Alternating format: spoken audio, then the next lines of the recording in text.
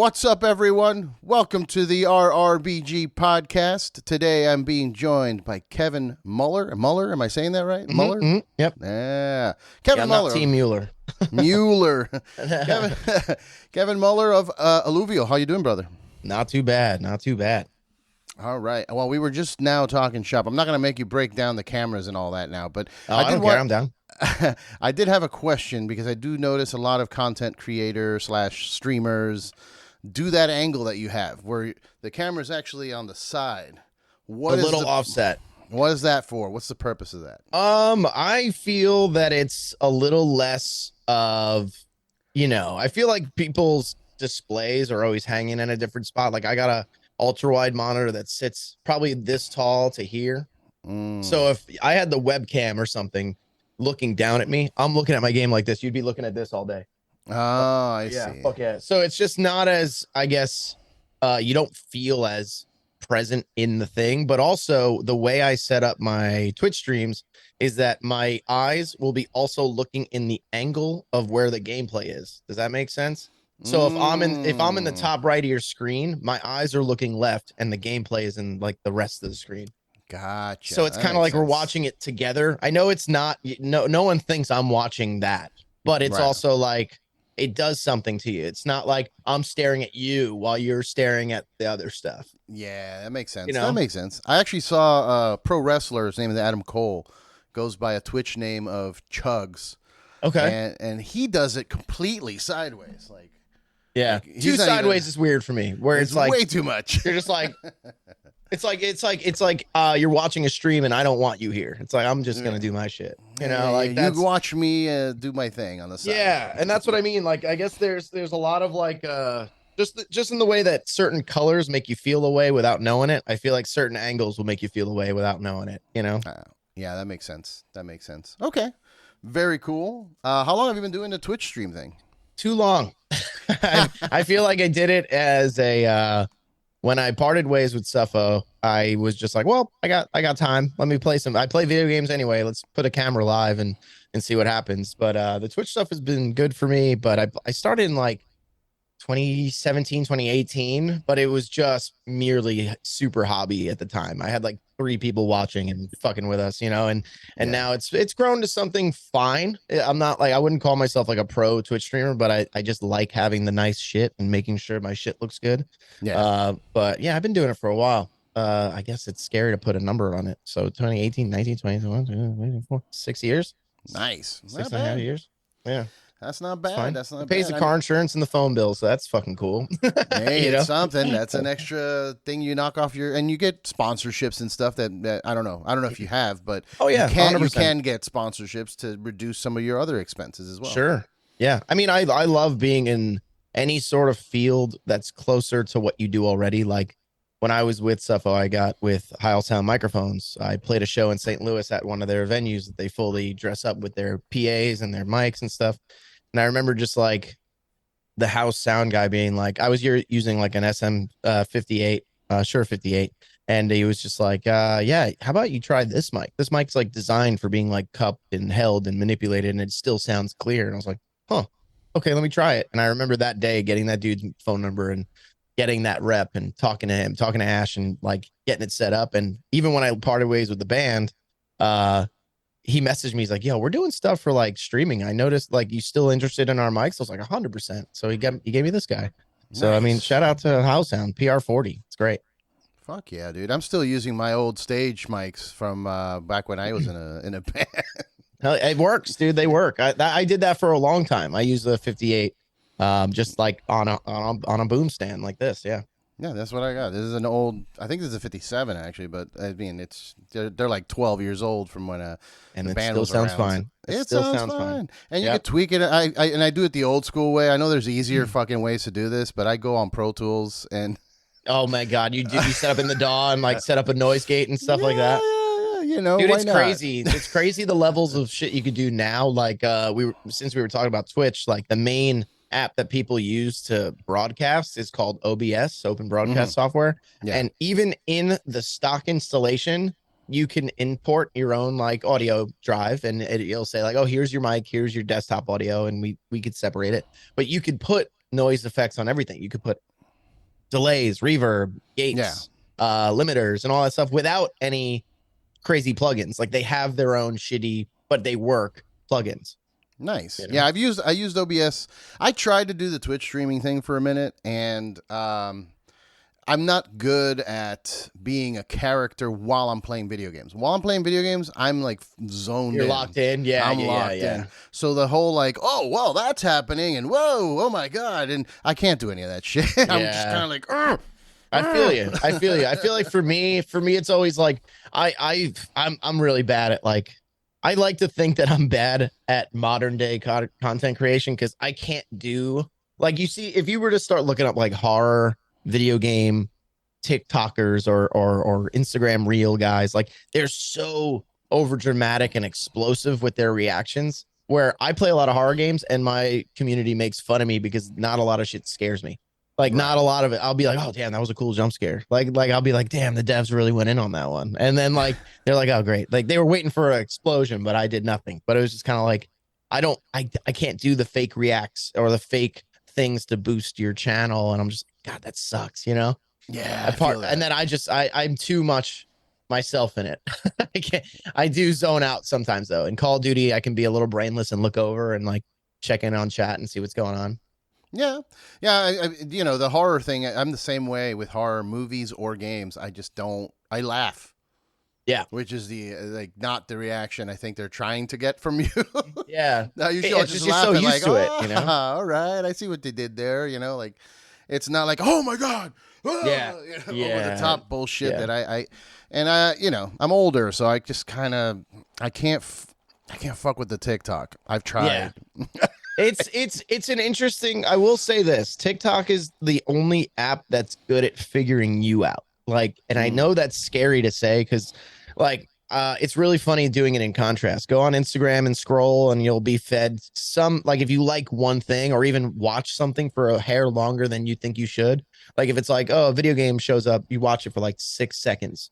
Yeah. The second you scroll 3 videos down, there's going to be another thing of that same category of content where TikTok is really good at like honing in on the shit you pay attention to.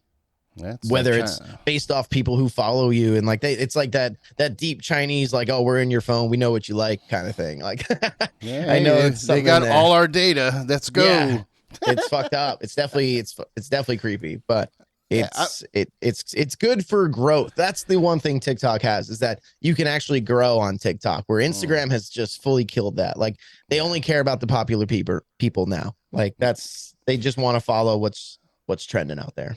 Yeah, even getting verified in Instagram now, it doesn't mean shit because you can just buy it. I mean, dude, I remember I worked so hard on that little fucking stupid blue check mark. And me and the guys got verified right before they started selling it. Like right before. We were like, damn, this is cool. And then literally a week later, they were like, yeah, we're starting to sell it now. I was like, sick. Such bullshit. Yeah, because before I would use it to, you know, it was a good way to get guests. Because a lot of, you know, bigger names don't answer their DMs or anything if you don't have a check mark. You know, before it was if you have a check mark, like, oh shit, who's this? Let me pay attention. Let me answer. Before, but now it's anybody can fucking do that. It doesn't matter. Yeah, and I know I look like one of those people because I only have about in the grand scheme like around 5,000-6,000 followers. And it's like being that with a blue check, people go, no, he's paying for it. And I'm just like, fuck, that sucks. I did not pay for this, you know? And it's just whatever. Like that week that I got it when it was genuine, the coolest thing that happened was Fredro Starr from Onyx followed me. I was like, yeah, dude, sick. I'm in. I made it. But, you know, it's whatever. It's social media. Well, you're talking about Onyx. You brought up Onyx. Slam. Yes. Yes. I wanted to ask. I actually put this in my notes because I wanted to ask you. I'm old. Please educate me on slam metal. Oh God, is it based off of like the feeling and vibe of Onyx's Slam as well? I mean, in that video, they're moshing. You know what I mean? Yeah, I mean, sure. I mean, I think it's. I got to give credit to the Internal Bleeding guys on this one. Where, shout out Bill Tolley, man. He apparently the story goes as. He would call it, you know how people called moshing, whatever. And he was like, people call it slam dancing and stuff, but he would talk about the riff part, and people called it breakdowns, and he's like, it's not a breakdown, it's like it's a slam, like it's picking you up and it's throwing you at the ground. I'm not quoting him, I'm just kind of like paraphrasing the energy there, but he definitely was that's the history and receipts of the coining of the word slam, and it took off from there. But yeah, it has, if you're talking about energy of Onyx's slam, of course, like it's the same energy for sure. Hell yeah. Okay. Yeah, I mean, I kind of had a feeling of, I get it. It's not like completely out of the box when you see the word. You're like, what is that? Right. Like when I hear maggot stomping, like I get what you're trying to say. Yeah. But I don't know. I think like I saw your profile said Slam Fam. I'm like, okay, I see. Yeah. I see the vibe. That's what I call the community. Anyone that's like subscribed up, it's just a Slam Fam. It was a very low effort naming of the community. That was, like I said, 2017, right after everything, and I was just kind of like, there's like, people always have like these like little like niche little names they've called their community, like something squad, or sub squad or whatever. And I was like, how do I keep this closer to what I like and stuff? And at that time I mean, even now I'm such a nerd with like death metal shit where I'm like, I love the old slammy shit, so I'm just Slam Fam. That works. Easy. Set it up.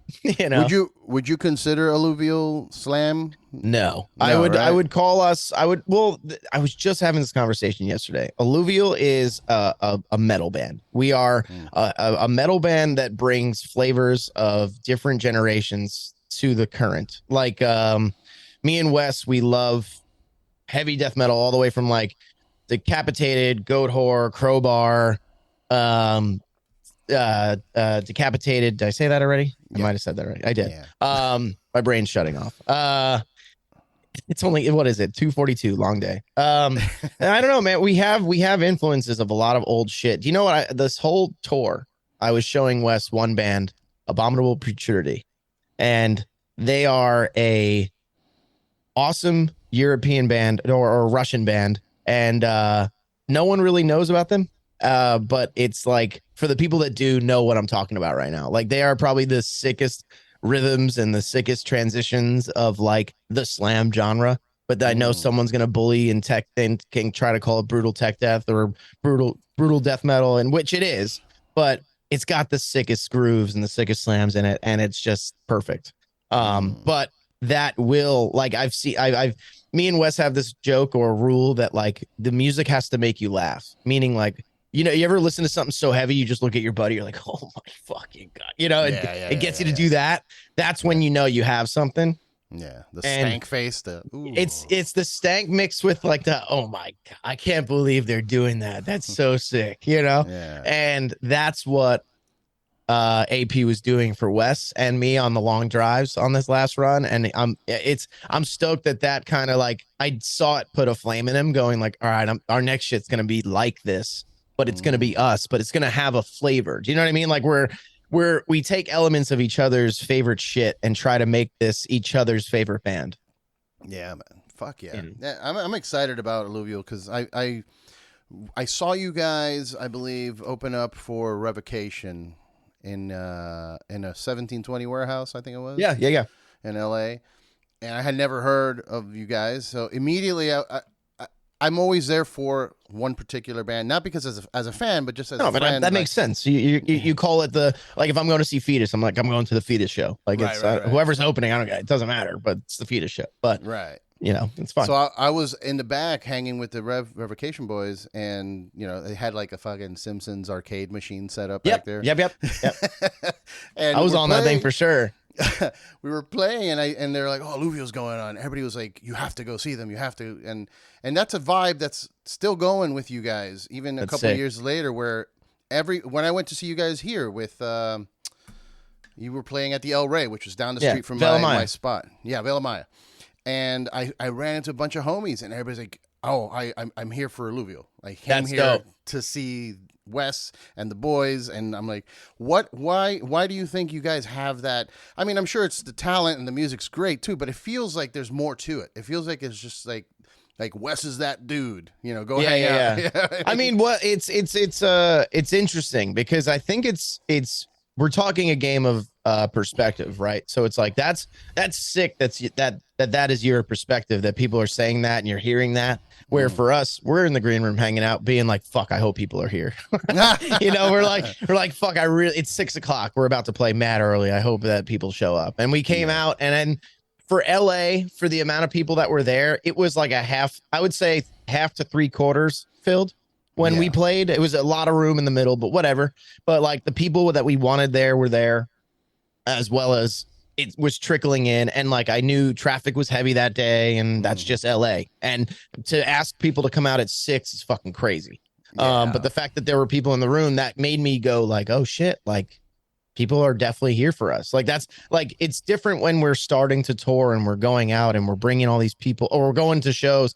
We are kind of like when you book a tour, you're going, okay, these guys draw, that'll be good for us. But we're never sat back and said, oh, we're going to bring all these fucking people out. But I think there's a lot that we're learning about ourselves and our sound. And like, we have a good show that we're confident to bring out, that it's cool to see the turnaround. Like now from like 2 years ago, we're seeing the return of people showing up for us, you know, and I'm excited for this next run that we're doing. We're doing that Archspire aborted tour with Carcosa. It's like, that's going to be another one that I get to see. Like a chunk of the room is like, no, we're here first for Alluvial. Like it's going to be sick. So I mean, that stokes me out. So I thank you for telling me that. Yeah, absolutely, dude. There was a bunch of like, you know, musician homies. I know Henry was there he's with Protest the Hero now, and AJ from Human Abstract, Javi from Animals as Leaders. Like all these people were there, and like when I go up to them, they're like, "Oh man, Jav. Yeah." He was like, we're here to see Wes and the Alluvial boys." I'm like, "Oh fuck yeah, dude, that's what I want to hear." Because it's rare when there's like a new band that you know, you see them opening the show, but everybody's there for it, and there's a vibe of like these guys are the next. You know, I'm not gonna say next big thing, like a freaking like you know. You're not going to be headlining Coachella anytime soon, but you're in the metal scene amongst the boys or the homies. Like I feel like you guys are like the next big thing in that sense. That's awesome. That's awesome to hear. I mean, it's one of those things, man, where it's like we are dudes that have been touring a while, all the whole band, you know, and it's like we have, let's call it our history with people or credit with people, whatever it is.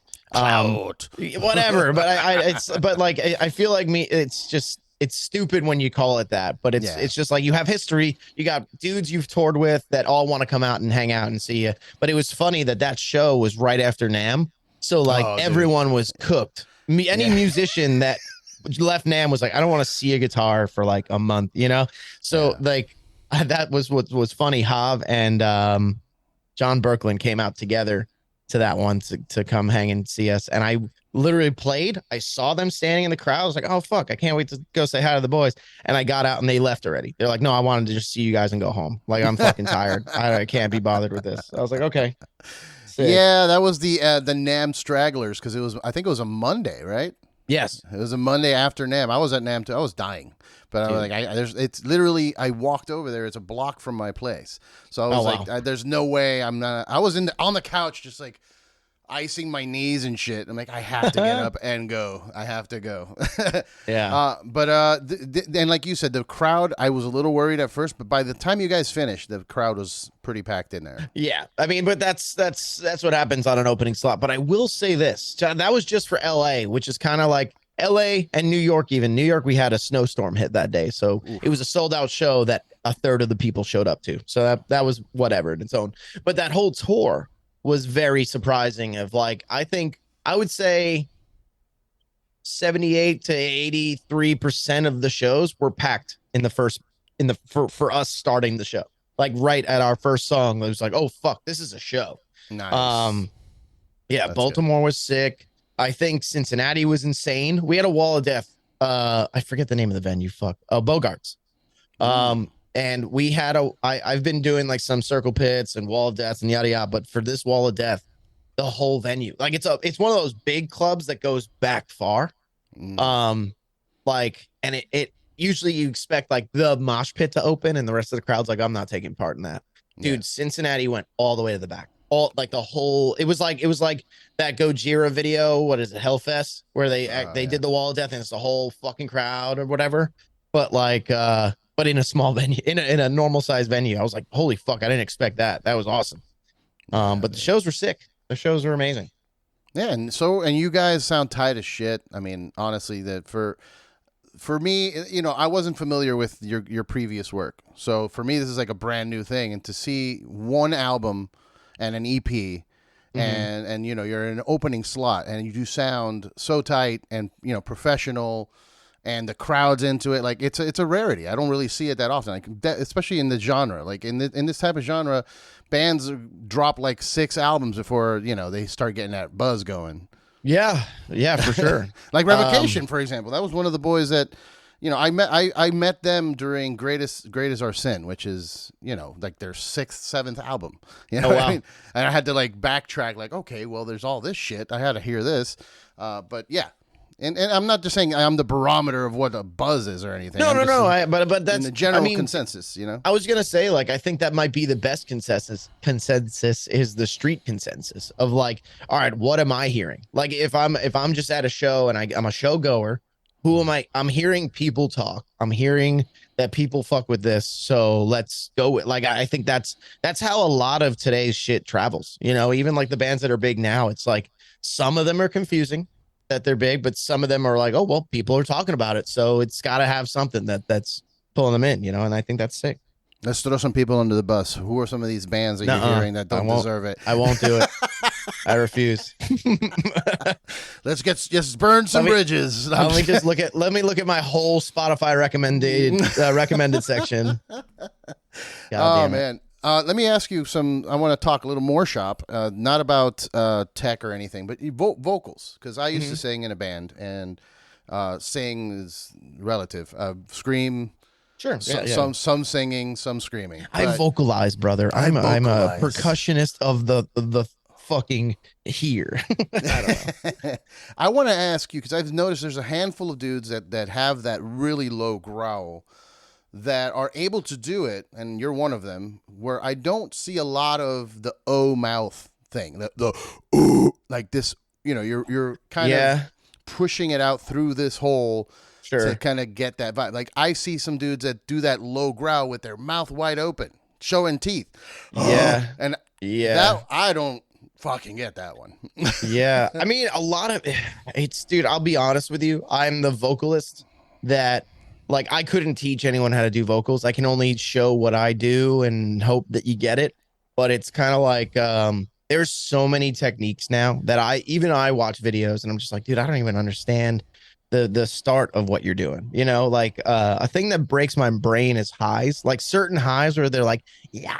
But the thing that's crazy is that me imitating that, apparently I'm not far off from that. It's like a little more pressure and a little more of this and a little more of that. You have it. I'm like, what the fuck? Like, I'm not projecting it. Like, I feel like for me, I have to be loud. And I think a lot of what you see in a lot of modern vocalists is that the projection is not anything. It's just kind of like there's a bunch of analogies that I've been told that I remember, like look at like I like to go by one that's like, think about bagpipe players. You don't see them fucking squeezing the bag just to get that note out. They're doing these like little, like they're playing and they do these little taps just to keep the consistent airflow going. That's one. But then like for me, it's all in the chest and it's all in like I made Wes laugh once of my tutorial. My tutorial is, you ever have a dog just shit on your floor in your house in the carpet? And you're just like, God damn it. What the fuck? And that rumble of when you sigh, like, fuck, dude. Like that is the thing for me that I use, and everything else becomes like mouth shape and tone and sound, Yeah. But there's some people, I watched some video the other day, some kid, I don't know his name, but he was doing all these crazy like tongue techniques and it was creating this low that he was able to do, but like just looking at his body movement, I'm like, you're not projecting though. Like it's that you're doing like a constant sound of something that I'm complimenting him and not understanding him at the same time, but from my own frame of mind. Yeah. It gets crazy. I've had a hard time kind of convincing myself that you don't need to project like that, because everything I ever did was projecting, Yeah. belting out notes. And Yeah. and then it became like what I look for in a band too. It wasn't just what I'm doing, but it was what I want to hear, what I want to see from a musician. Is I want to see them fucking balls to the wall, like crazy projecting. Yeah. So when I see a lot of and no offense, Will Ramos, but I see videos of him doing his crazy throat technique stuff. Right. I don't appreciate it, or I didn't give myself a chance to appreciate it. I'm like, that's some fucking fake shit. You know what I mean? Like, it's got to come from here, buddy. Yeah, it doesn't scratch that itch. It's like this. We have this. I feel like our generation has like this tough guy embedded in us that we want to see. We want to see someone like a voice that I think about is like Nate Johnson. That like he had that sick fucking low, but like it was pissed. Or like there's a lot of like hardcore bands that I like that have that sound, like Built Upon Frustration, where it's like he's just fucking up there pissed, and it's there's no confusion about it. I want, part of me wants to vocalize, but my cat is just like right in an earshot. Excuse me. Don't kill your cat. Yes. Yeah. It's just like, I don't know. It's just like this. There's a thing, right, where it's just like you just have that viciousness to it, but I don't know. It's sometimes when you see people doing like the crazy techniques, it sounds very chill. Yeah, because they're fucking with frequencies. I think, especially like 100%. The high end one, like the high squeals that you were talking about. It's more about the frequency, hitting the right frequency that it'll project into the mic and sound loud, even though it's not being pushed out. Right. When I was in the studio, shout out John Douglas. He's super sick. He does like a really kind of thing. And that's what it sounded like when we were talking. It's like, and then that shit doing that. But on the mic in the recording, he does. If you listen to the Putrid Sunrise on Sarcoma, that guest vocal that's in the tail end of the song, when the song just before it picks up, it's like in the second part of that little let's call it a breakdown, but it's a slowdown part of the song. He's the guest vocal of that, and he's our who produces our shit, or who records our stuff. And we were just like, here, you got a creepy voice, you do it. And and it sounded dope, but like I couldn't do that on stage. You know what I mean? Yeah, that's another thing too. I mean, being on stage, projecting at that amount of that pissed off energy that we're talking about, it's exhausting. Yeah. Oh my god. Yeah. I leave like I'm fucking toast. You know what I mean? Yeah. What else do you have? Do you have any do you warm up? Do you have the I'm bad at it. Shout out Melissa Cross. She's awesome. I got to hang out with her right before I left for the Tesseract tour, and she was giving me some pointers and stuff. She's out here in New York, and it's interesting. I do like some of the humming stuff, like when I'm by myself, like and just keeping, because even that will keep you somewhat warm, humming. The tea and stuff is a lot of placebo for sure. I think just being hydrated is important. But to me, tea actually dehydrates me sometimes. Yeah, it could dry my mouth out. Exactly. I mean, that's why especially if it's caffeinated and stuff like that.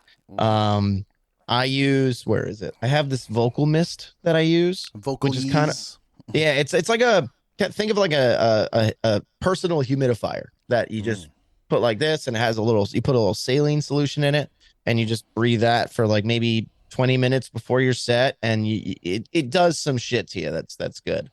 It gives you that extra, like you want that wetness, and it in your lungs, and it does it for you, Yeah. Especially if you're playing dry areas and shit, and sleeping in a van with the heat blast, and then the next day you got to play a show, like that thing fixes it, Oh yeah. And then there's so many elements people don't understand about touring and taking care of your health, that you're sleeping shitty. You're not in the most comfortable situation. Oh, yeah. You're sleeping all night, and maybe you stop at like a fucking Arby's to get something, because it's the only thing on your route that you saw that you need to get food. Yeah, So then that shitty happened. food, shitty sleep. You're not really. I mean, unless you're like a big time band or on a big time tour where you're getting hotel rooms and all that shit. You're sleeping uncomfortably, and then Mhm. you're out all night, and you're talking to people after the show or before the show, Shaking and hands, high shaking fiving. hand, high five, screaming in people's faces. I mean, I didn't see you jump in the crowd, but a lot of people jump in the crowd, to sing in Yeah. people's faces. All Yeah. that shit fucks you up, and you get sick. What's the other one? Oh my god, I'm farting. My brain's farting. But just the pure exhaustion of all of that, and trying to stay healthy enough to perform again the next day. It's a lot of work, man. Yeah. You Yeah. gotta I mean, stay especially healthy. like we're a band that drives ourselves, we, you know, between some of me and Courtney in the band, we take shifts on merch, like so after the set, the guys will load the stuff out. I'll run down to merch and help out for a bit, and then you're just again on the front lines talking to people, and like people talk about COVID's back or this, that, and the other, and it's like, dude, you're constantly dealing with people, touching people, Yeah. it sucks. It's a hard thing. You got to keep hand sanitizer on the ready. COVID's back is interesting because I don't think it went anywhere. Right. No, but it's kind of like it's still here, but you always hear like even when it's dormant or like chilling, you don't hear about it. But then all of a sudden there's like this like, oh, a bunch of my friends got sick. I can't come out tomorrow. And then the day after, like, someone else got sick. I can't. And you're like, oh shit, it's like around. It's coming through this wave. There was on that Revocation tour, we did that States one, and then we did another one in Europe with Goat Whore and Creeping Death. And the Europe one, I think on the last week, a bunch of us got sick, and it's in that phase. It was that time where like we don't know if it's COVID, we don't know if it's just bunk lung, which is a very common thing because one of our buses broke down and we actually had to swap it, and we ended up with the bus that Shadow of Intent just got rid of. Like their tour just ended, so that bus became free, so we got that one, but they like just changed the sheets on the bunks, and that's it. They didn't clean the vents. Now think you just had a month of sweaty dudes coughing, probably hanging out, partying, and then now we get that, and now we're just the rest of our tour breathing in the same shit. You don't know. You know what I mean? It's just like you don't know. Like you're sleeping in a bunk that someone's probably sneezing and coughing right into that fan. That's the air shared with someone else's bunk. It's anything can happen, dude. Or it's crazy. even the flights to Europe, man. Those recycled air metal tubes flying through the sky. Like, yep. And dude, and my dude, I'll tell you right now, my sinuses are the bitchiest sinuses. Like on that whole Veil of Maya tour, I had like a sinus infection just in my left nostril where like it would like scab and bleed, and then it would be dry, and then I had like the postnasal drip, so I had to like take decongestion stuff, which dried me out even further. And then like certain like the whole tour, I felt like I just didn't have my 100% voice. I had like some days 96, some days 75, and just I was like dry and pushing harder on notes that I shouldn't have to do, and it's just fucking crazy. Touring in the winter does a thing to you because we started in Green Bay, and then we went down to Indiana, and then Denver, Colorado. So now you're up in high elevation, and it's winter and it's dry, all the way down to LA. And now it's 70 degrees outside, it's hot and it's dry, and then we play Mesa, Arizona the next day, and then we're heading into Texas and New Orleans, where New Orleans was a monsoon and we almost got like rained out, and then Austin, Texas, we did get rained out. The show got, so it's like it's cold, humid, wet. Over here is hot, dry, and like my body adjusting to that in one tour span is fucking crazy.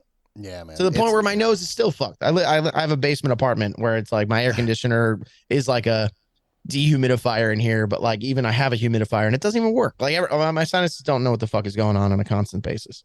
Do you have any allergies? Because I saw your cat. I'm allergic to cats.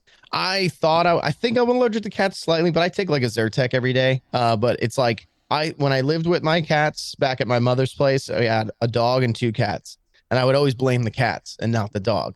But now that I'm without the dog, I go see my mother's dog, and then I break out in hives, and I'm like, oh fuck, maybe I'm just allergic to dogs.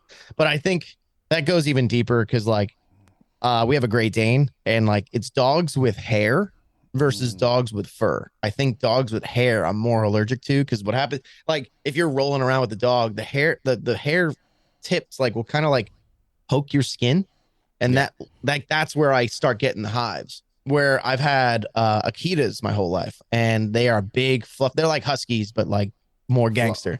Yeah, and yeah, they're like Japanese guard dogs. They're like fucking. Their bodies are like a Rottweiler, but with the fur of a husky. It's sick.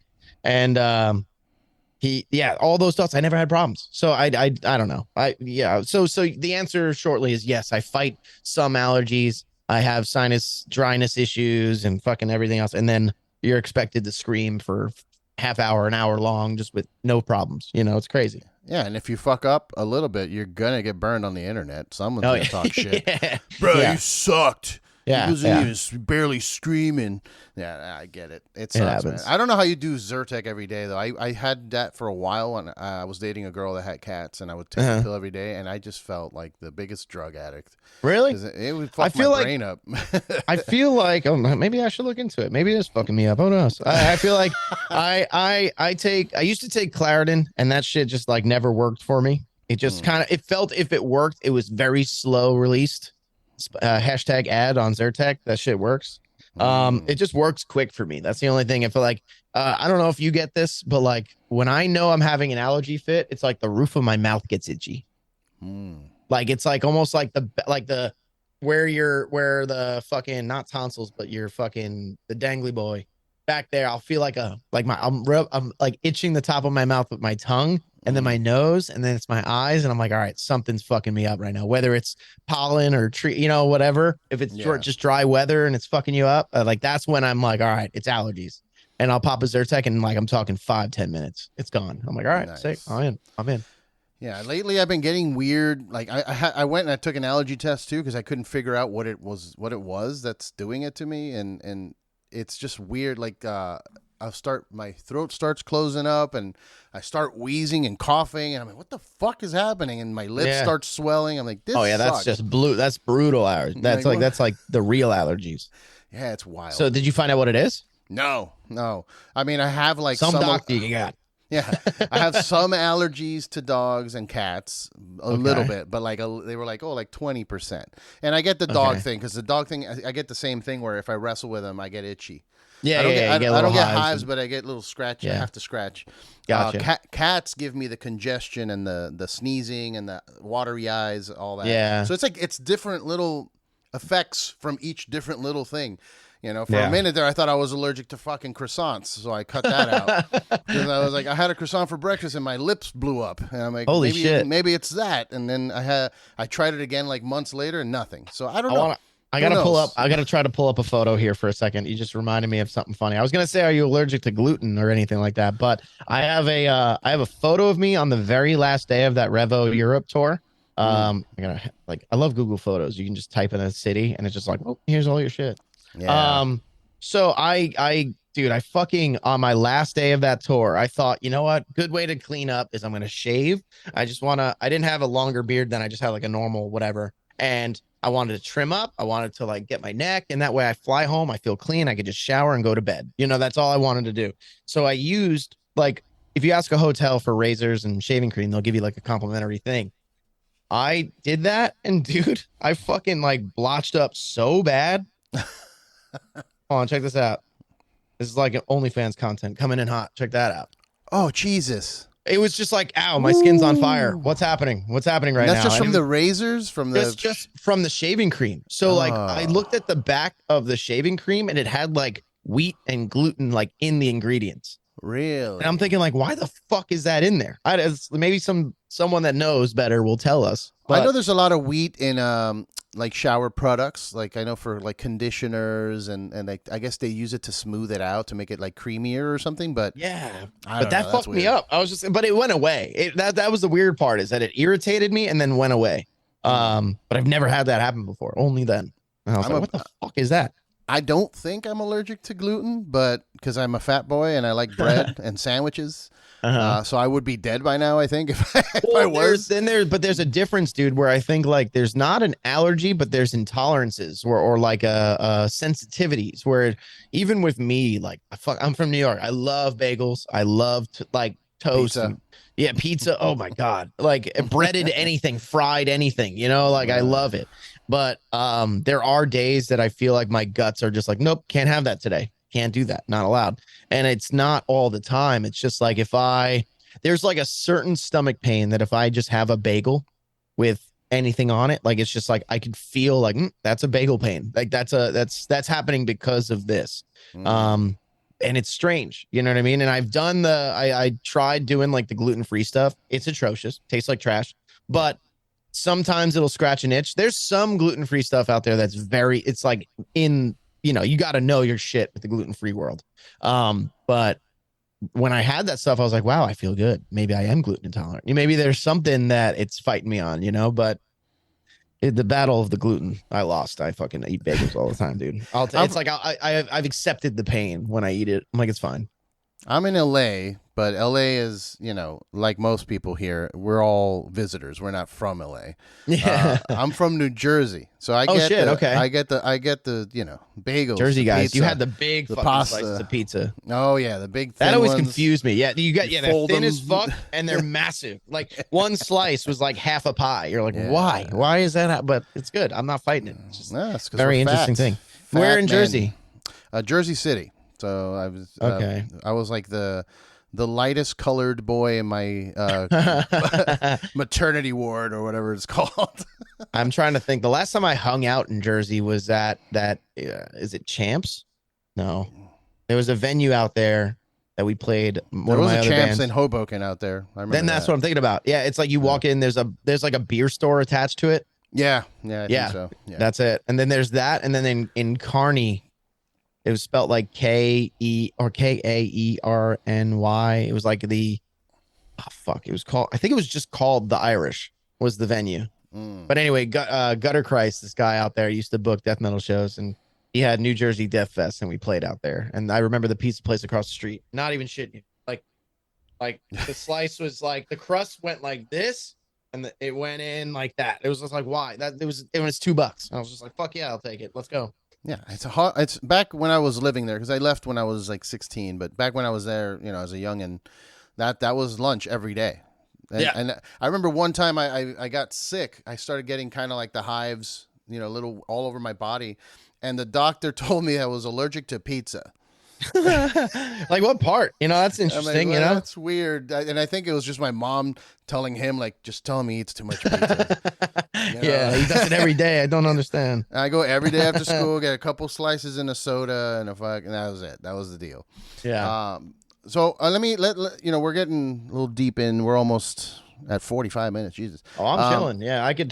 This is my strong point. I can talk bullshit all day. Let's go. Nice. Well, I want to go a little deeper. I want to talk. The name of the EP, the newest EP, Death is But a Door. Yep. And I'm assuming as the vocalist, you write the lyrics.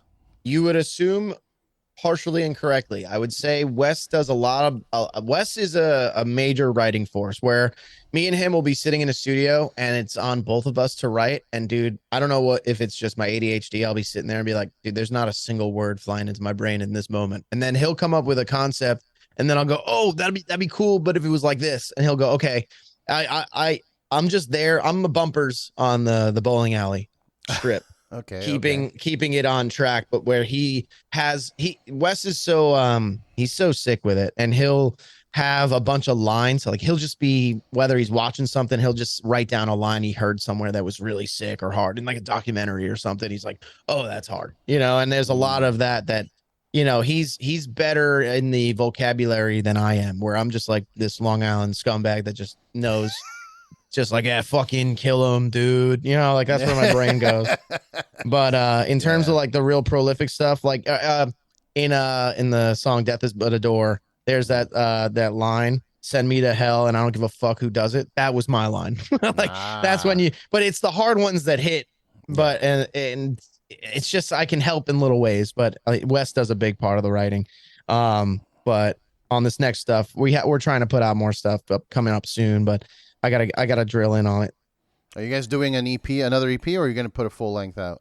We're thinking about for now, like let the EP rock. We're gonna put go out on tour on the for the rest of the year, but we're thinking about putting out a few more singles throughout the year, just to keep people on their toes and like let people, like if you listen to Sarcoma and you listen to the EP, you notice it's a little heavier. It's a little darker, little like we're just, we got the moods in like these vices and we're slowly turning the crank. That's it. That's all we want to keep doing is get a little heavier, a little scarier, a little heavier, a little scarier, and just see where it takes us. Nice. Okay, that's good. I mean, it's a different time these days where that's kind of the move. Putting out an EP, put out a couple singles. It's just being on the tips of people's tongues, man. You just gotta like, if you were to just come out and drop a full length on someone, like there's a chance someone's gonna listen to like 4 or 5 songs and be like, yeah, that was cool, but I'm gonna go back to what I was listening to right before this because Spotify told me to do so. Yeah, or move on to the next whatever Discover playlist is. You know what I mean? Yeah, dude, it's crazy, dude. I listened like I don't listen to a lot of newer stuff, but like there's a few bands that have caught my attention, like that band Throne. And it's funny, dude. When like I run one of the EPs or whatever, I'm just like, yeah, it's cool, it's heavy, and then at the end of it, it'll throw on some wild new like call it metalcore thing. And I'm just like, what the fuck am I get, out of here. But like, because I listen to the whatever that one Throne record so much that it just keeps thinking I love everything. It thinks it knows me. And I'm just like, get this out of here. Like, I really wish there was like a ban button on like artists. Like, I just don't want to hear this ever again. Like, don't try it, Yeah. That'd be such a sick feature. They gotta do something because like I get the algorithm. I understand the concept of the algorithm, like why we need it, or not need it, but why we have it. But I feel like we should be allowed to tweak it. Yeah. Have you ever like made a radio station based off a song? Like you can right click on a song or tap off the dots and be like, build radio station off this song. How many artists are in that fucking list? 4 or 5, and it just shuffles those 4 or 5 artists, and it's like. I just made the sickest radio station ever for you, dude. You should love this. I'm like, dude, what the fuck? You gave me the one band I know that I like, and then you gave me 3 or 4 others that I like. It's not even related. It's some of this shit, Yeah. They should let you tweak it because like my wife does that a lot. Like I'm more of the album. Like I'll throw on a record to listen to music at home, and then when I'm driving out for work, I'll throw on, Alluvial. I'm playing all of it. I'm not doing the radio station thing. I'm just going to play all that. That's what I'm listening to while I'm driving. Hell yeah. But she does a lot of that discovery stuff, and it doesn't make any fucking sense at all. Like she'll throw on, Gojira, and then the next song is like Korn. Yeah. I'm like, that's not the same, guys. Yeah. And they have like those AI DJs now too. Oh, next up, we've got blah. It's like, oh shit. Yeah, that guy is like, I heard you were. He's actually, my AI thing is funny because it's like, we're gonna throw it back to something you love. We're gonna play rain sounds for 40 minutes. It's just like, because on my Spotify, I listen to a lot of sleep sounds because I have a little like Google speaker, and I have I do that, and I listen to a lot of like trip hop atmospheric stuff just for background noise, Mm-hmm. But God, is it funny when I'm like, it's playing something like fucking, I don't even know what a Fetus. I'll just say Fetus is playing, and he's like, all right, that wraps that up. We're gonna play something you love. We're bringing it to brown noise. And it's the same in like Instagram too. Like my you hit the little search button and it'll show you a bunch of suggested posts. Yeah. Like it'll show you a bunch of different people that you've never seen. Yep. And just because I look at a lot of wrestling content because I have a wrestling podcast and all this shit. Oh hell yeah. All of my recommended are half naked people. So Dude, my wife, crazy. My wife thinks I'm a pervert, and I'm like, no, it's just because wrestlers are half naked all the time, and then they think that I like. Oh, he likes flesh. He likes flesh. Give him flesh. More flesh, dude. I bet. Yeah. It's wild, dude. So I can feel like nervous when I pull up Instagram next to my wife. I'm like, no, ignore the bikinis. That's not what I'm looking at. Yep. They should let us tweak it. I know Instagram lets you like delete your recent searches or something, and that's supposed to help reset the algorithm. They know what you search. They know what's in there. Exactly. They delete it from your view, but not from the fucking big system. Machine. Yeah. No, it's fucking. Yeah, it's that's the hardest part of anything right now. Is like it's weird how the algorithm was supposed to help people find you, but now there's this thing where people are trying to help the algorithm. So it's like, if I'm a vocalist, the way to be discovered is to do cringy vocal covers. It's like, do I really want to be doing that? Or do I I'm doing that to be seen, right? But like, that's not what I do. So why am I doing it? So I want to do what the thing I do is, right? And the algorithm should be bringing me the people that like that. Yeah. But that's not how it works now. Now it's like, here's 5 random life hacks. Like that's what people want to look up.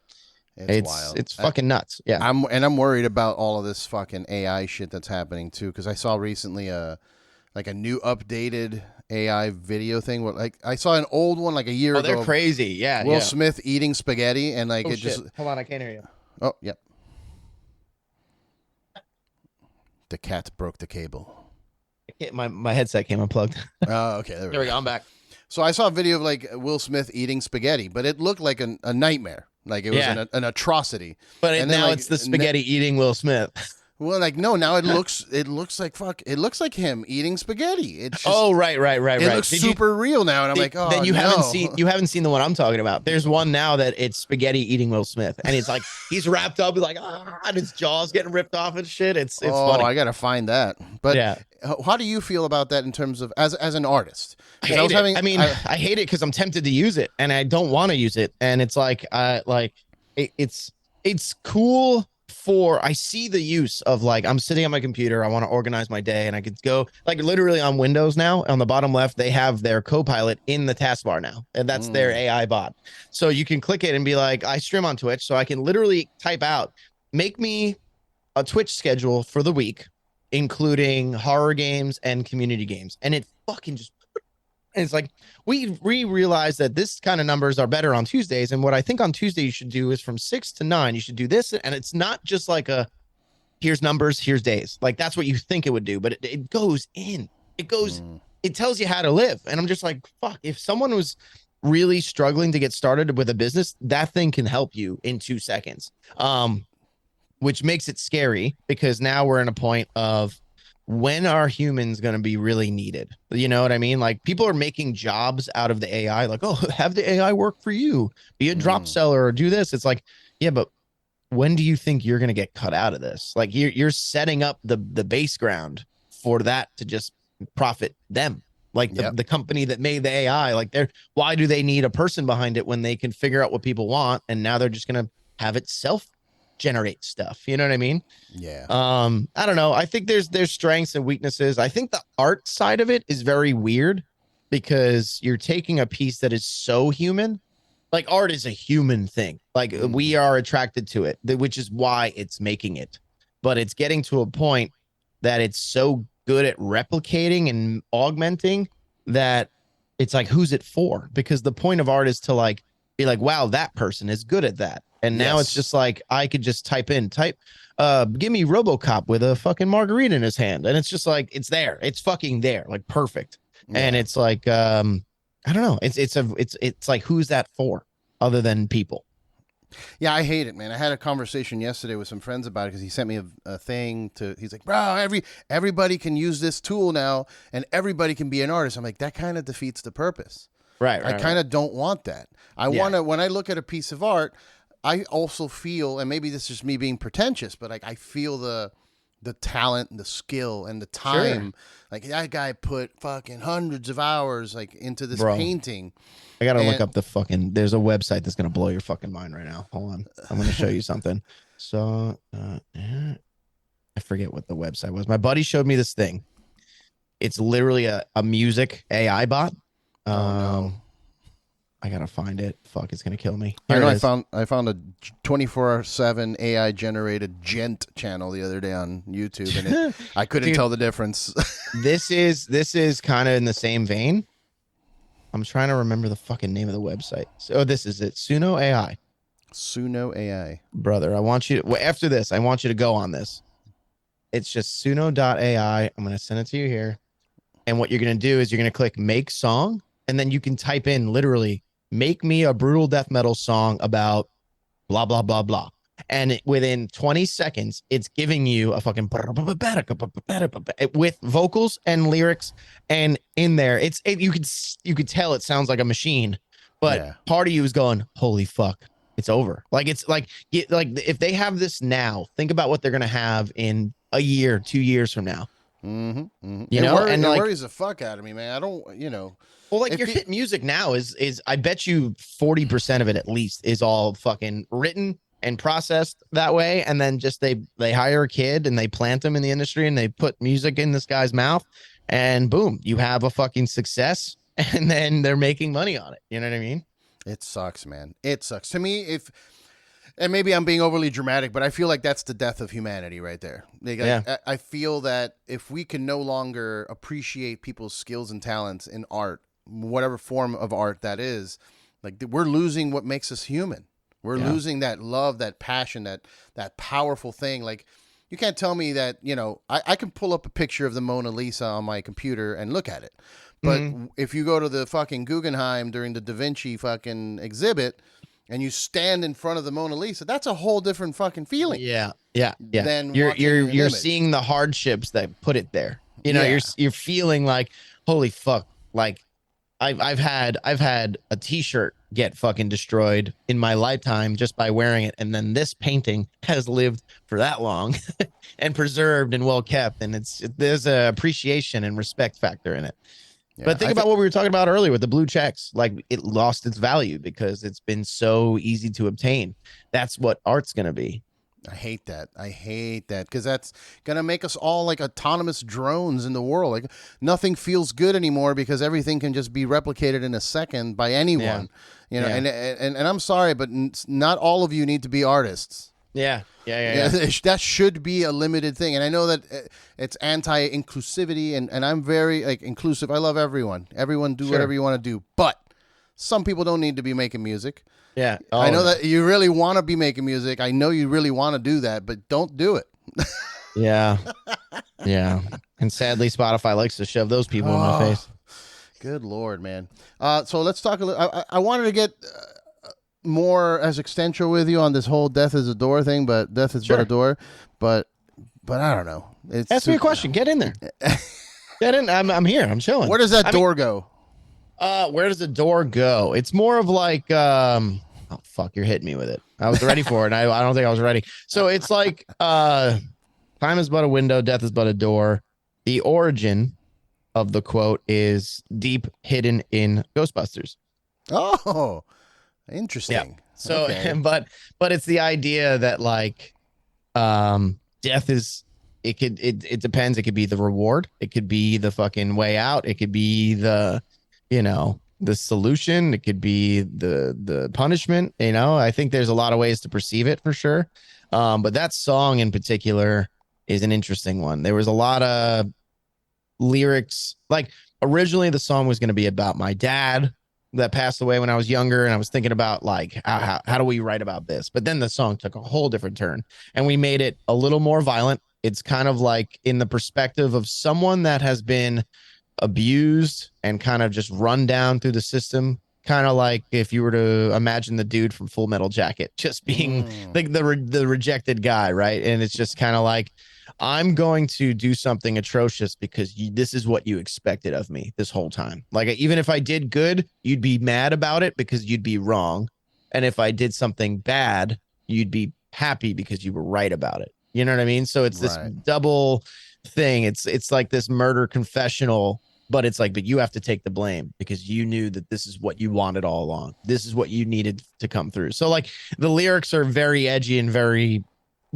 dark in that sense, but that's what it means is like, things could have been different. Time is but a window, death is but a door. And that the lyric is like with the gun on the floor, you'll know that time is but a window and death is but a door. It's like things could have been different here. It could have been so different. Okay. I like it. I like it. Yeah, I know it's super dark, but I also take certain words and kind of overcomplicate it. Like, so what do you think happens when you die? Do you think it's a black darkness? I think void forever? Dude, I feel like I've done a lot of like internal soul searching with that kind of stuff. I'm Irish Catholic, right? So like my family tried to get me to go to church, but my family's super like not religious. Like we're just like, yeah, we like Christmas. Yeah, we do Easter, hang out together, but we're not like, you got to go to church. You got to praise God. It's like, my own beliefs growing up. It's just kind of like, It is what it is, bro. Like, we're here. I think we're all just like silly mutations of a star that landed here one time. And like, we figured out how to walk. You know what I mean? Like, it's just, I don't know. I tend to think it's easier to think of life is as just an experience. Go through it. You get one pass, you get one ticket, you do what you want with it, and then you end up as fucking soil. Because I like, if you really, I like to, as a computer guy, I like to look at a computer and figure out its purpose and be like, all right, this is a server computer. Got it. That is its purpose. You know, this hard drive is good for this reason. This graphic card is good for games. This one is good for rendering video. Like, you set a purpose for it. When you look at humans, you're like, what are we proven to do? We create soil, we shit, and we fucking reproduce. And it's like, are we here just to fucking like fertilize? Die? Yeah, fucking fertilize and move on. Like, that's like, because when you look at the rest of like other animals and stuff, it's like, I don't know, they all have like their own purpose. Like bees are important. You know? And it's like, dude, I have this thing I tell people, like, you ever think about strawberries? And they're like, what do you mean? I'm like, why are the seeds on the outside? The seeds are on the outside so that when you eat them, you shit out and make new strawberry plants. That's what it is. It's meant to be eaten. It's designed to be consumed, and it's designed to be spread out. And it's like, fuck, like, that's crazy. That does something to me that goes, oh, there's a blueprint somewhere. We just don't know the rules. And I like thinking about life that way. I think it makes it fun and mysterious and interesting that like we're so far. I like thinking that like when we die, there's a guy with a clipboard like, so yeah, you were supposed to shit on the ground and you just kept shitting in this bucket with a tube that sent it to a water thing. Like, why? Why'd you do that? Yeah, why'd you invent a toilet? What's wrong with you? Negative 5 points anyway. So, you know. I like that. I mean, I'm also on this tip because I saw Cat Williams on Rogan's podcast. Now that it's back on YouTube and away from Spotify. Oh, is it? I didn't even know that. Yeah, they went back to YouTube, which is like, oh, good. I guess that didn't work out. Yeah, Spotify sucks, dude. I'm telling you. When I'm home from tour, I always try to like disconnect from it. And when I go on tour, it's just too convenient because you can just start up like a group jam session. So if someone has the aux cord, someone else can take over. But when I'm home, I'm like, fuck that thing, dude. There's an app you can crack it and not have ads on the computer. I'm like, all right, I'll just do that. Yeah. But anyway, go for it. I'm sorry. No, it's cool. Rogan. No, I haven't been following him since the Spotify deal because it started turning into more politics and bullshit than anything, and I'm not into that. I wanted more of the crazy spiritual hallucinogenic. Sure. That's what I was into. But now, Cat Williams was there talking about all this stuff, the Anunnaki and the Emerald tablets and like all this weird, existential stuff. But then at the end, he's talking about God and the creation, like you said, there's a blueprint, like, oh, so who put the blueprint there? Yeah. And that's cool and all, but I still, it's not enough to convince me that religion is real. It's like or not religion, but like those entities that are, I would like books. To say I believe in a higher power, you know what I mean? But in the way the way I think about it, like, what makes me think I'm fucking involved in the plan? You know what I mean? I feel like there's higher powers just in everything. In every civilization that's ever been known, there's one person that talks to the higher power, right? There's this person of a figure that talks to the higher power, right? And it's like, what have we done? We're on a podcast talking about death metal, hanging out. I love where I'm at, but I think it's a matter of like, do you think that when you die, you're going to be granted all these fucking beautiful things? Like I think there's this weird transaction that happens when you talk about religion with anyone. Like, you have this sweet old lady from the South that's like, oh, praise Jesus, let's God's plan, let him do it. And she's doing it because everyone thinks deep down there's this beautiful reward that like the person they love that died is being blessed with all these things. It's like, what? It's always transactional. Why can't it just be for good? Like, why can't that is the sign for me that it's a prank or a trick to be like, oh, if you do this, you'll be forgiven and the God will love you and you'll get all these things. Honey. Yeah. Right. And I'm just like, what the fuck, dude? Why is it gotta be a deal? Like, why can't we just be boys? Why can't I don't know. That's the way I think about it. I'm just like, why is everything a fucking trend? Like, you're fucked here, you're fucked there. Like, if you do something wrong, you're in trouble. Like, we're literally here and that's it. I don't know. That's the way I like to think of it. It's just like, why can't it just be straightforward? Yeah. And that's No, where I like to think of, like, if life ends and life ends, then it ends. Like, I don't, who the fuck am I to make up or decide, no, that's not enough, I need more. It's like, shut up. that's ego. That's ego Yes, right but there. that's what it's built into you. Yeah. It makes you want more. It Yeah. makes you like hopeful that when you die, you're getting more. Yeah. I also think they came up with it as an excuse to, like, just, if you did something bad, well, if I say a couple of Our Fathers and a Hail Mary, then yeah, I'm good. it's a deal. It's a transaction. Again, it's like, yo, I'll give you 5 of these if you can give me just one pass. You know what I mean? Yeah. But it's just crazy to me that like I think about this because I got my grandparents still around. My grandmother's religious in the sense of what I'm talking about. Like, oh, Jesus is the God. It's like, no, he's not. He's the Son of God. And then they don't know what they're talking about. Yeah. But I get it. That's who they pray to or whatever. But it's funny when I start questioning their thoughts or ideas of God. But I think it's so interesting. Like, just in general, it's all transactional. And when I had a point, I'm just lost. I lost it. Fuck. Well, it was you can't here. have that conversation with people that don't get it. Like, your grandparents is different, but people get aggressive with it. They don't want to have a discussion about it. They just want to tell you what it is. I was gonna say, it's crazy to me that people still like believe in this stuff after like all the atrocities that are happening, like all the molestations, all the fucking the people that have been like priests that have just ripped off churches and embezzled the money, or like the fact that simply over history the Bible's been rewritten like 6+ times by different kings and rule. So it's like, yeah, I'm listening to these rules in the Bible that were written by a dude who wanted power, not by any divine godly power. It's by a fucking dude making laws, and we follow that today. And no one really bats an eye at it, and I think that's sickness in itself. Oh yeah. And not only no one bats an eye on it, but it's still ingrained in like even though we're supposed to separate church and state, it's ingrained in our politics. Yeah. The reason it's on the dollar bill. Yeah. It's in all our money. It's why people argue with each other. It's why there are issues, but like the country is divided with like, half Biden, half Trump, whatever. And it's all because of religious beliefs. Yeah. And look at the whole abortion shit going on right now. Yeah. Like, isn't it crazy that we're still talking about this? Like, you got a bunch of grown ass old white dudes being like, nope, you can't do that. Yeah, I heard on TV shut today. Up and get to work on the flying cars, man. Yeah, for real. What the fuck? Our internet's the best it's ever been, and we can't figure out how to like put that in our eyeballs. Dude, I'm down for that shit, but that's part of that AI stuff. That's the thing that makes it scary, the neural net and stuff. Yeah. Would you do Neuralink once? I just saying it out loud. I had a VR headset last week that I bought and tried and returned it, but like you could do all this like Tony Stark shit and like grab shit with your fingers. I'm like, this is the coolest shit ever. But there's going to be a day you could do that from your face 100%. Like, they're already working on it. They already have like contact lenses that have like circuit boards and that are, solar powered. So when you're looking in the sun, it's charging the fucking thing.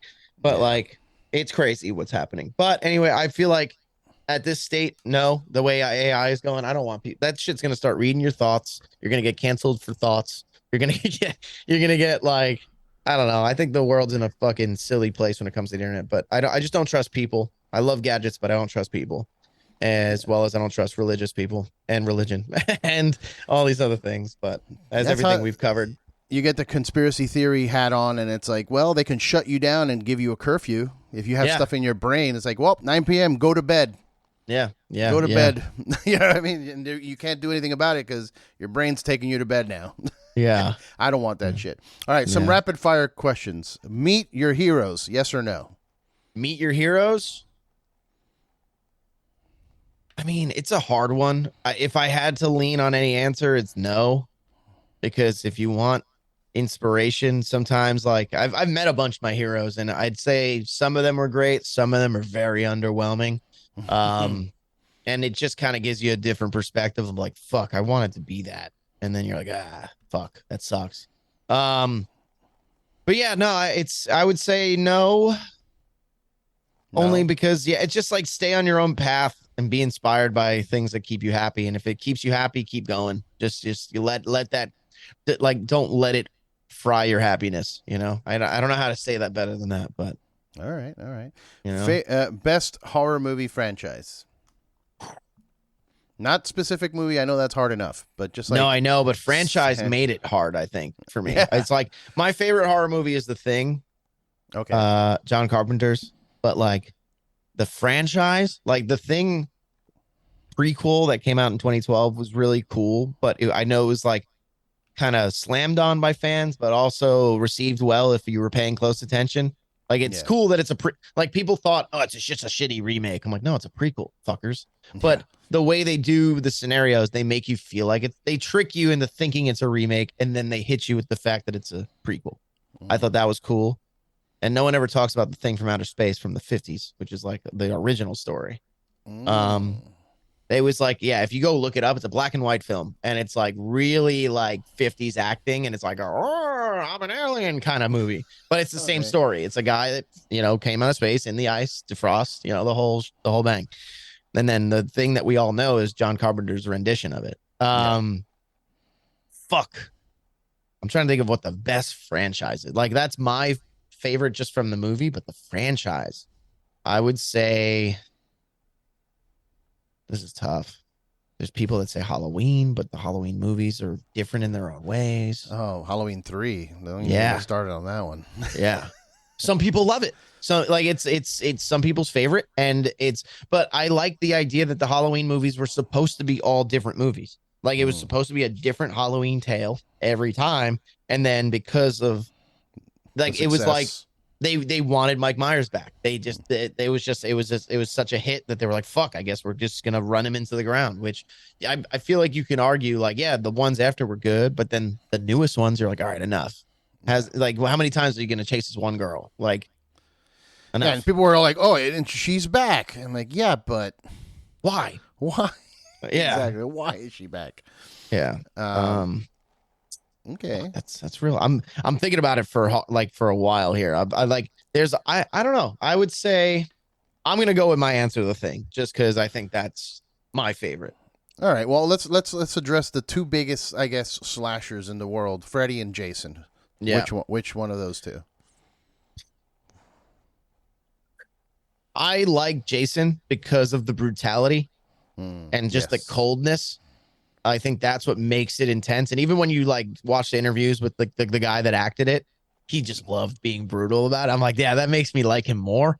But I guess Freddy is sick and twisted and demented and creative more than like it was scary in the originals when like the tub scene through the phone with the tongue and the fucking like all that stuff is just so sick. But if I had to pick a favorite, I would go with Jason. Just again, brutality.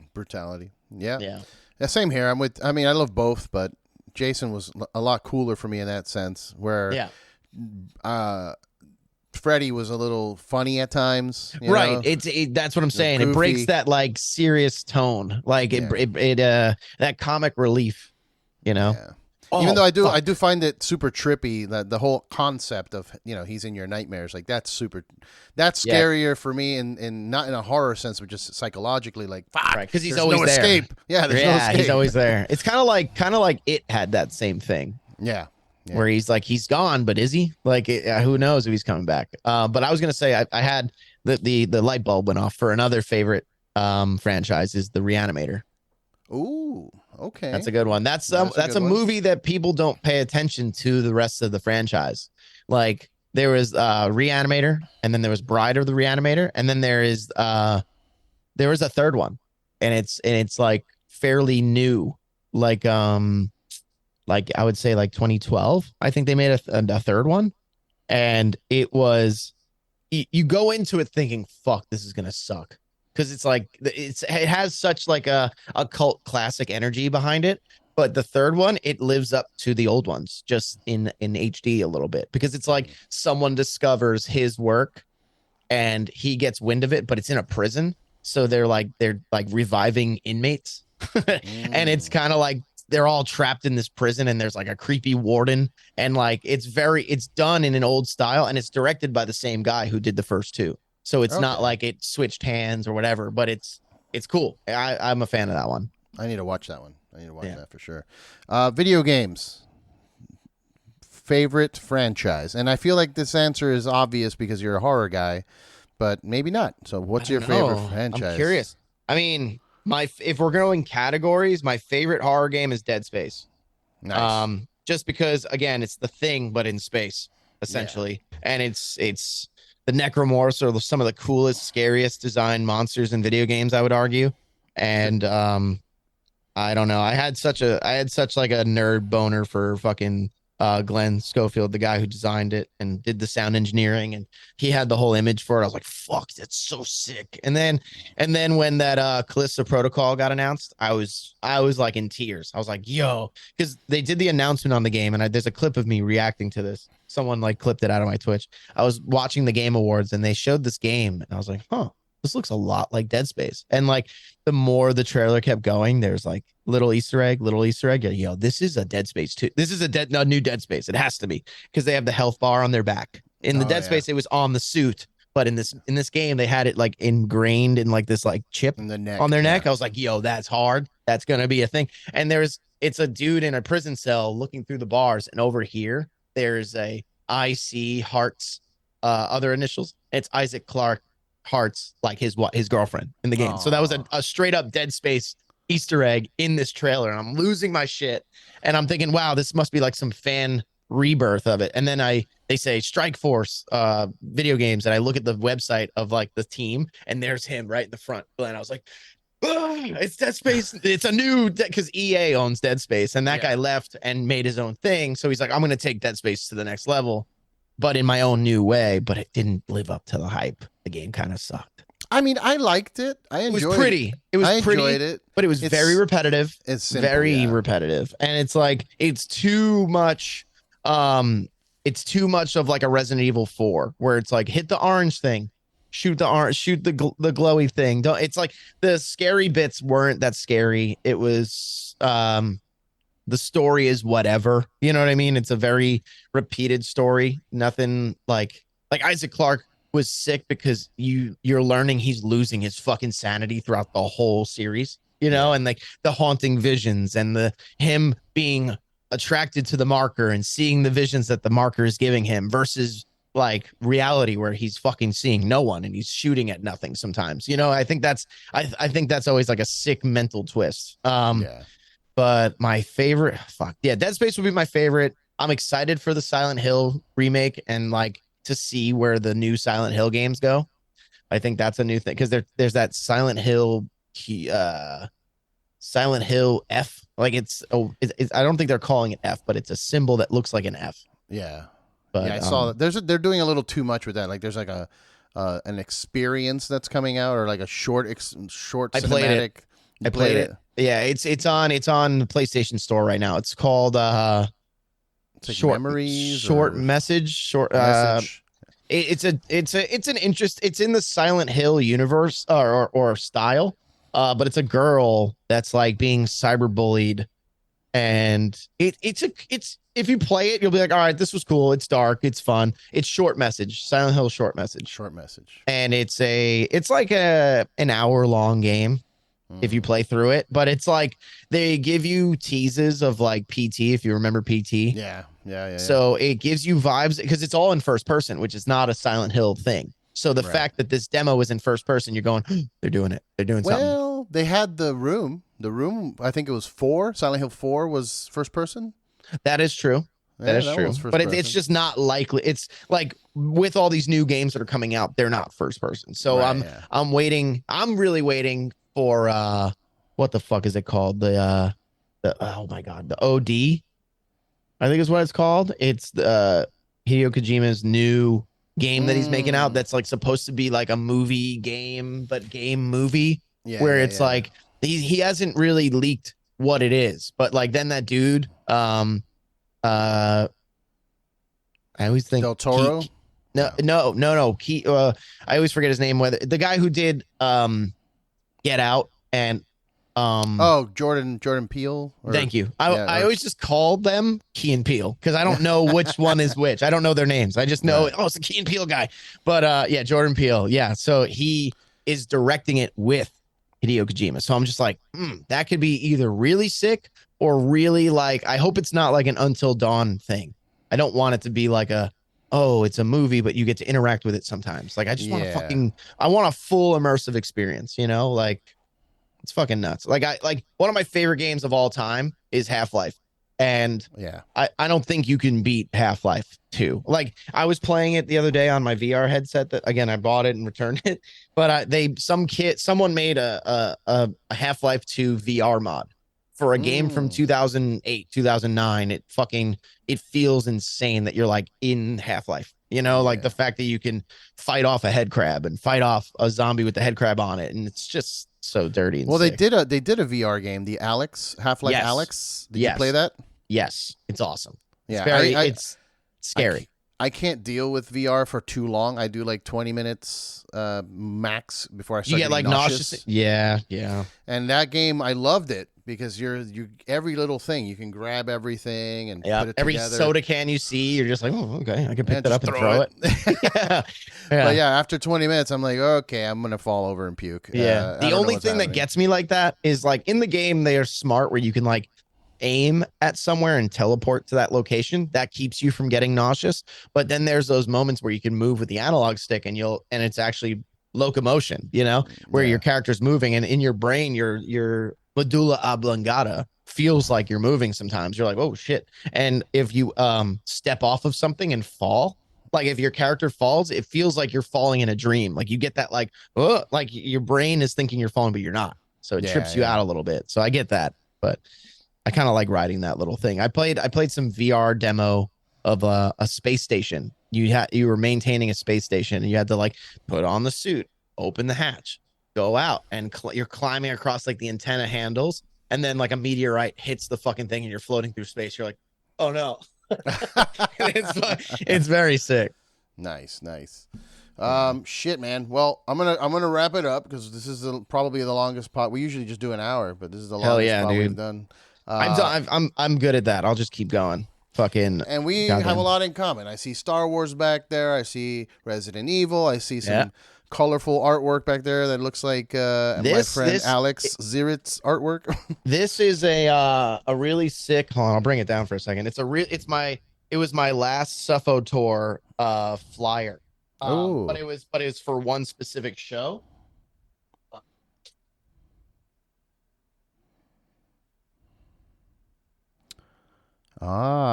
Very cool. Yes. Got my pass in it, and it's just really cool, like creepy design. Nice. No, I dig it. I think they made only like it's all there because they're all like hand. They're not painted, but they were drawn and then like screen printed onto poster. So it's not just like printed out of a machine. These were all hand done.